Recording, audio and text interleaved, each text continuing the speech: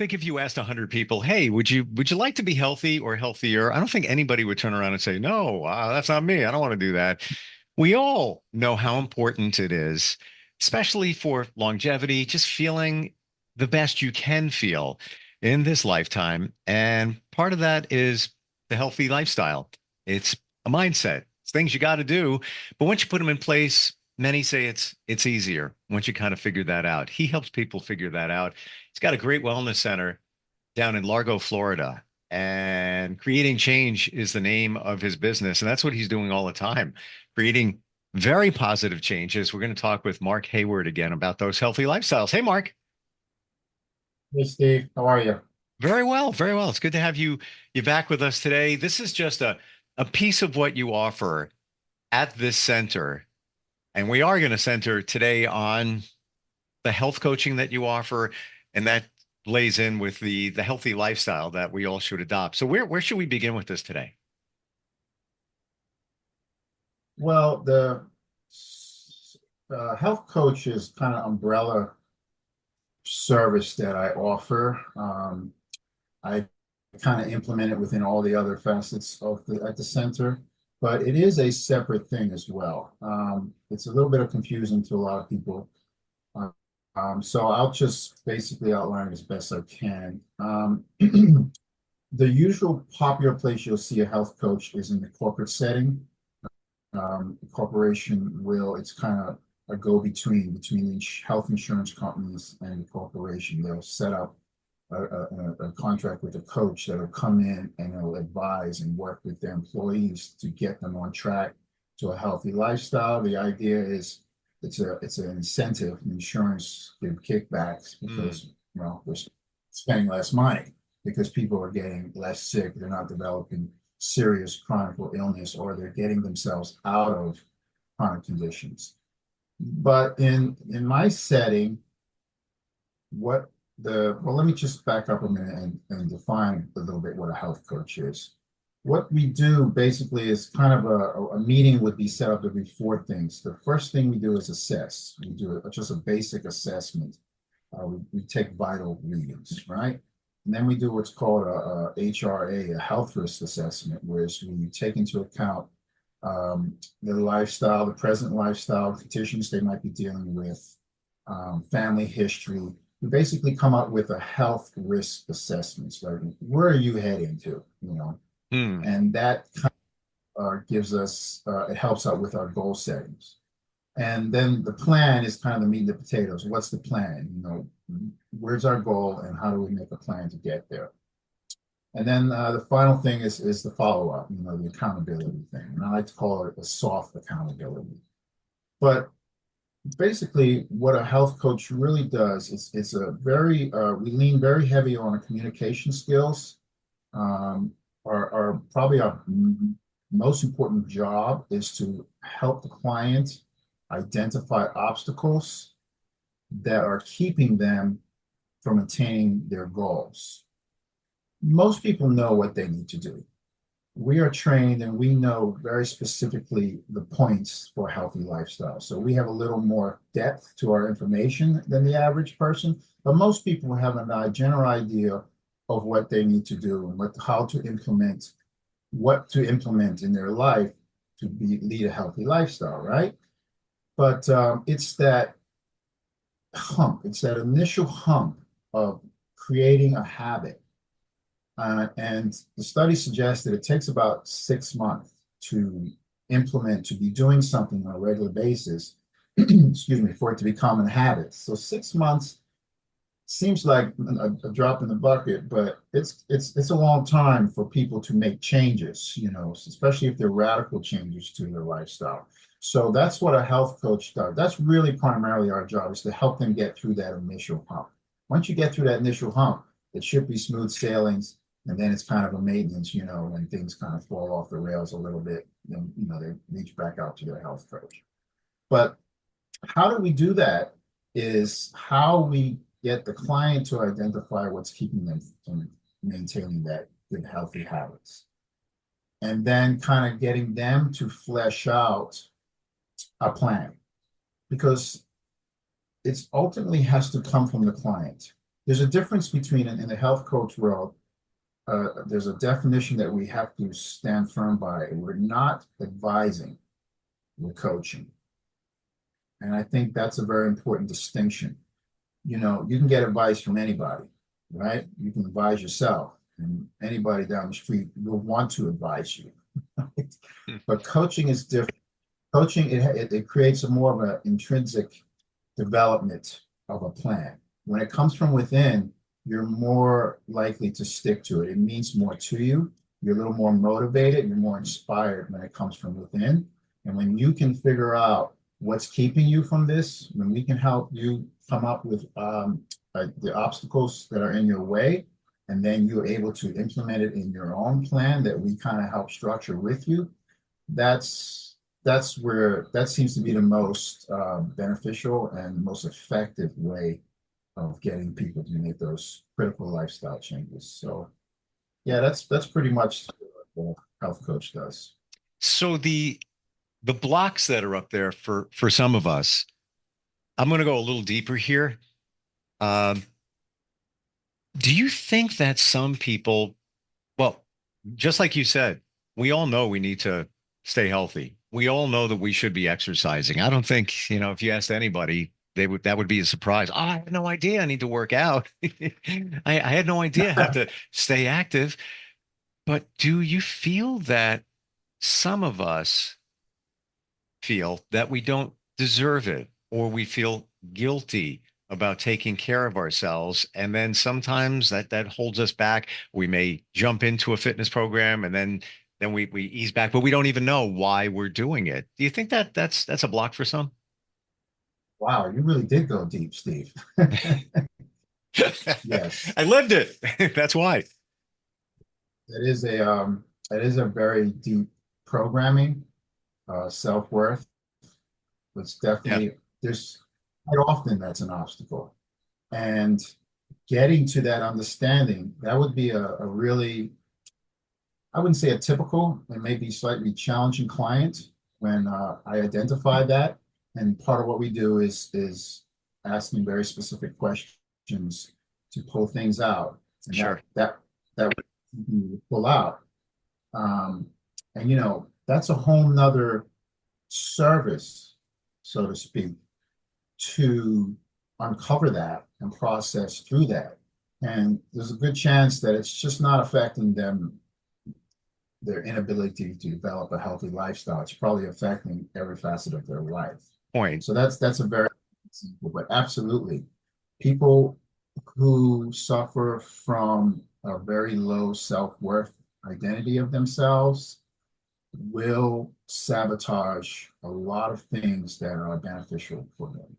And that's where I would hit them with the meditation and Mm, the developing of awareness. So yeah. that's kind of a nice example of where my health center, how I combining the different services, being identifying what is needed, and then here, you know what? Let's do a little bit of this. Let's pepper in some of this, and so we can maybe process through that and get you to work through that. And this will be more effective.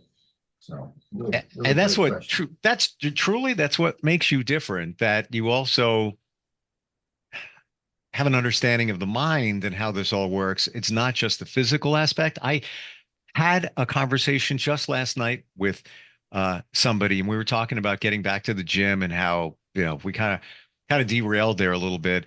And we both identified that we get in our head. Like, you could be working out, doing some sets. If you don't think about it and you just focus on the music and you're into it, and you just keep going, yeah, yeah, yeah, this is great.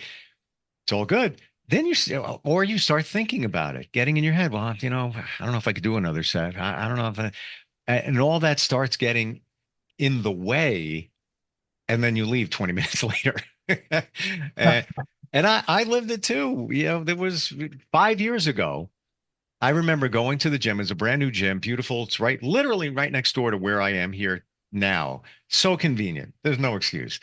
I would get on the treadmill, and about 15, 20 minutes later, I would start thinking, I really got to get to work. I mean, I got to make sure, things are good, got to support my family, blah, blah, blah, blah, blah. And I would leave because No kidding. I felt that I needed to focus on work instead of myself and completely changed all of that. It's a process for sure. But in my understanding, many of us, if not most of us, in some regard, have a feeling that we're not worthy of something, whatever it might be. I think if you run deeper, those things start coming out. And it just goes back to your childhood. Could be anything, any situation. Um, let's talk about the lifestyle itself. What should we be doing? What should we not be doing? Just some general things here that I think might surprise people. Sure. Well, what I like to call the five pillars of healthy living is what you eat, what you drink, what you breathe, what you think, Hmm. and what you move, you know? So we'll hit those individually.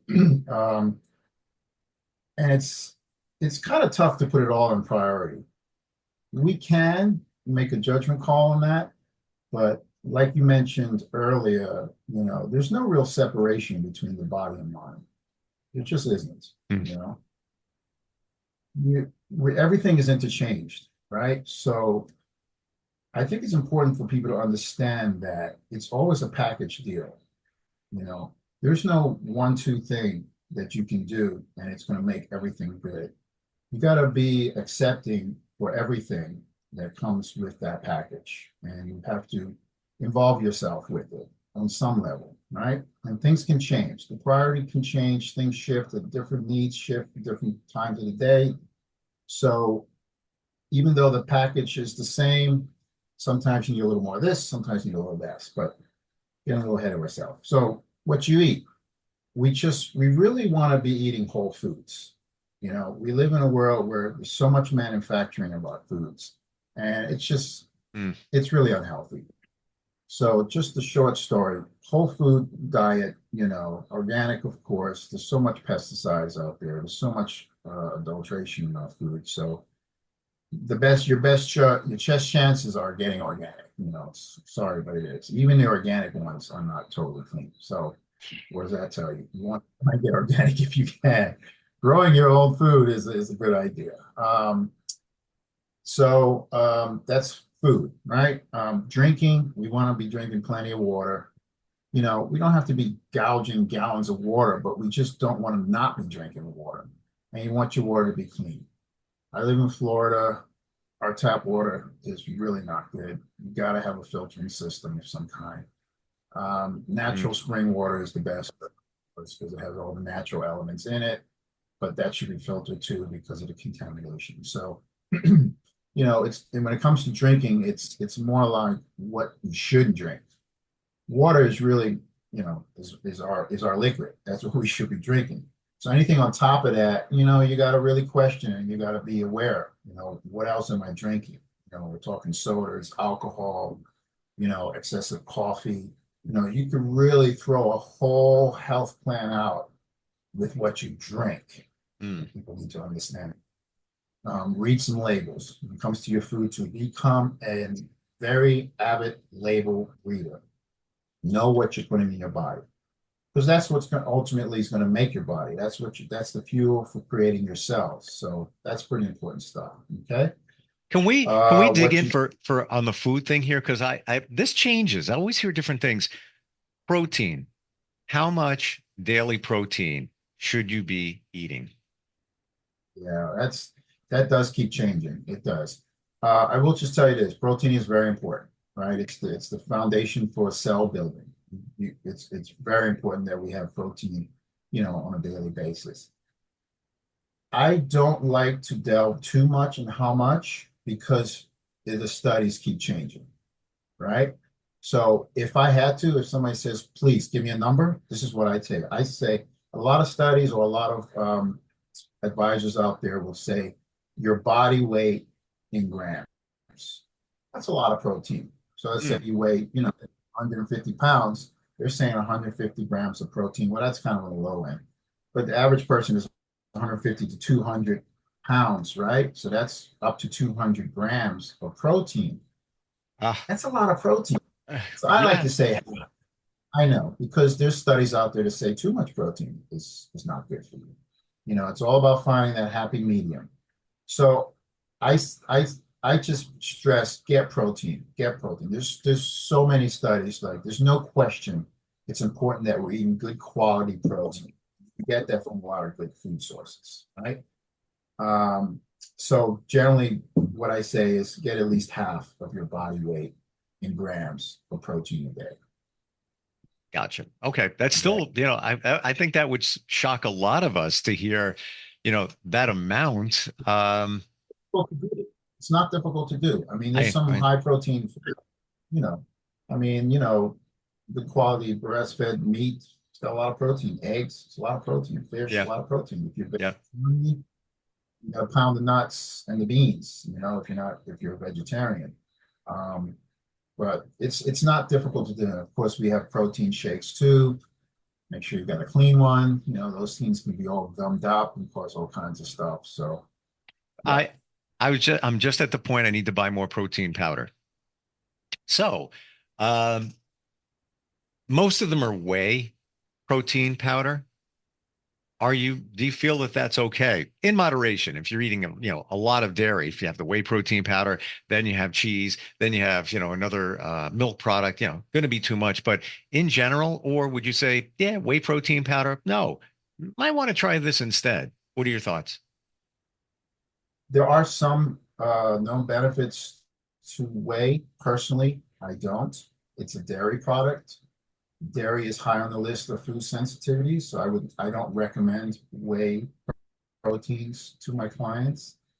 Um, when you think of what whey is, it's kind of the waste that filters to the top when they're producing milk.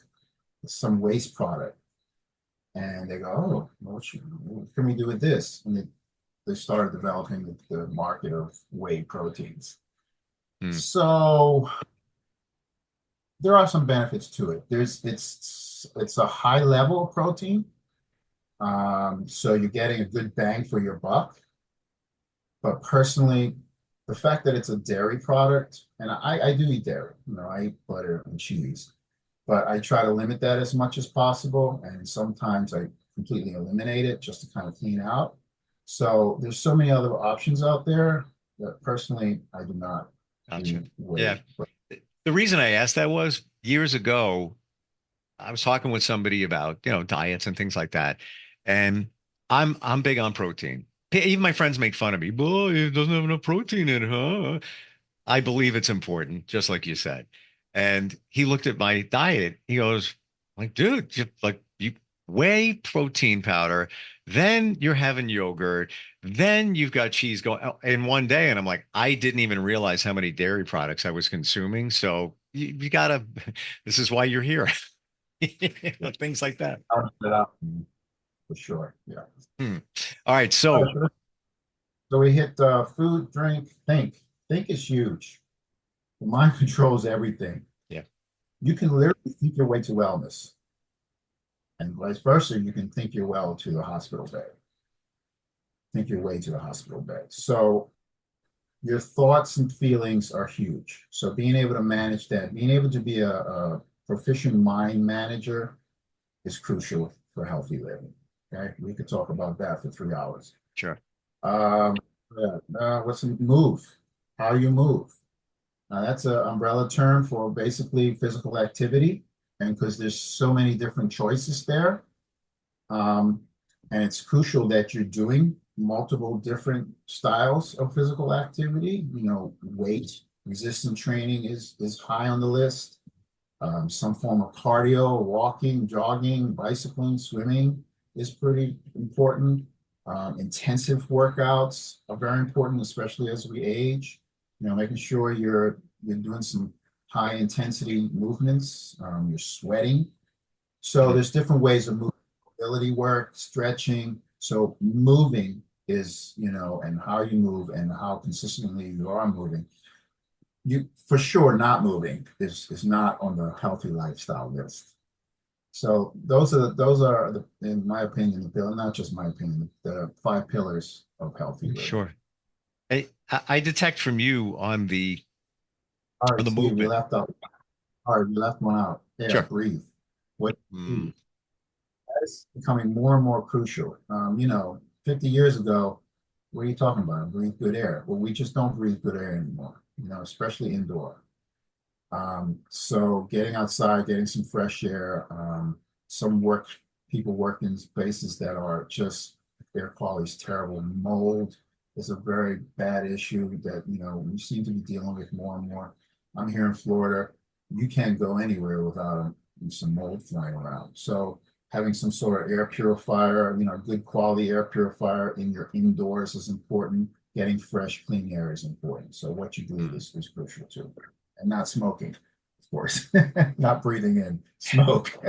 I've read things about breathing. Um, in other like Asian cultures, they deep breathe all the time. It's a way of life. They children are taught that you need to breathe deeply. That's the way it is.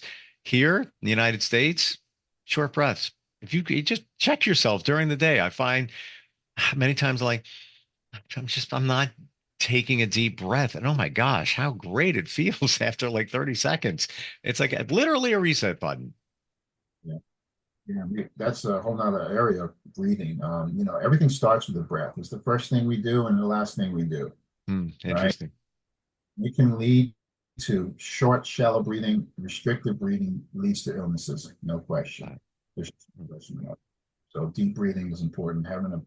Implementing breath work into your daily life, which is very simple to do, and all you need is a couple of minutes, 2 to 5 minutes of just, stimulating, your lungs and retraining your breathing patterns so that you're not that shallow chest restricted breathing, because Sure. that kind of restriction interrupts flow and all kinds of things happen. Love the five pillars. Never heard of that before, presented that way. Won't forget that. We'll share that. I mean, this is so fundamental and so important to just feeling great, having a great lifestyle. All part of the coaching that you offer. I would imagine that you could do that virtually by nature of what it is. How would somebody find you, Mark? Phone number 727-519-8786. My website is creatingchangellc.com. Those are the best ways to get in touch with me.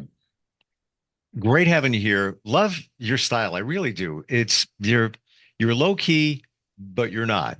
It's there's Uh, some there's some out there that can really like push a little too hard. This is it's you provide the information. It's a 360 approach to all of it, and it's almost as if like we want to drink your Kool-Aid because it's so just the way you present it. Yeah, really good. Uh, and that's just a part of what you offer. Creatingchangellc.com is the website. And appreciate talking with you today and through these podcasts, Mark. Thank you, sir. Thank you. Enjoy yourself. You too. We'll be right back.